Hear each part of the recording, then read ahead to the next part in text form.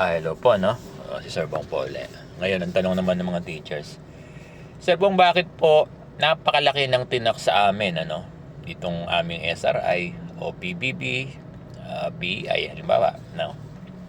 Kasi binigay ito ng hindi ba? Ibinigay ito lahat ng December.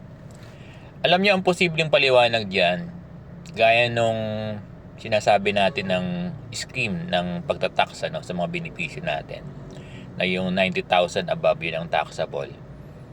Baka maya kasi yung ibang mga benepisyo nyo ay hindi pa tinax nung nakuha nyo nung una. Parang ganun yan, no? Tapos hinabol nila nitong December tsaka November, December. Kasi ang paghahabol ng tax niyan, may tinatawag diyan, nakakalimutan ko na 'yung sinabi ni Marian, ano, na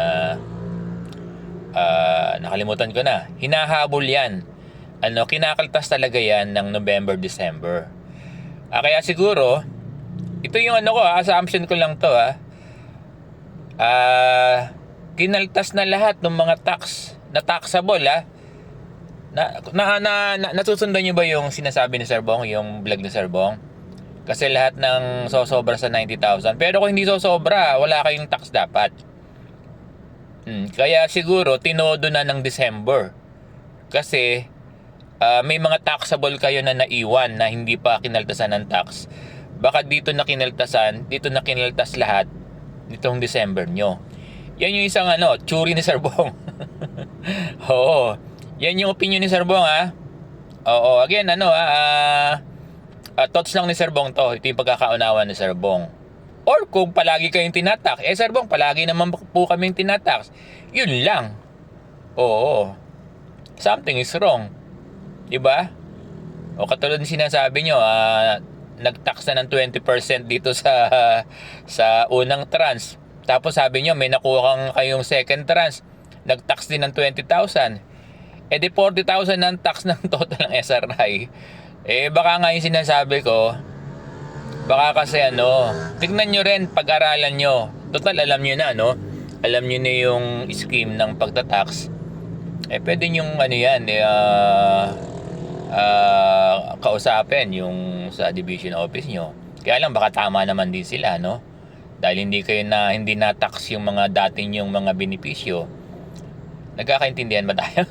Naunawaan nyo ba? Yun ang isa sa reason siguro kaya tinodo yung mga tax nyo ng December. Alam nyo, nangyayari sa akin yan sa sahod. Alam ko nangyayari sa akin yan sa sahod. Palagi yan kapag November, December. Oo nga, minsan na-undead nga yung city savings, Kasi yung tax lumalaki, yung tax ng November, December. Doon sa salary ko yata, o hindi ko lang alam, merong mga, kasi malaki ang sahod talaga, pasensya na kayo ng isang principal for hindi naman natin itinatago.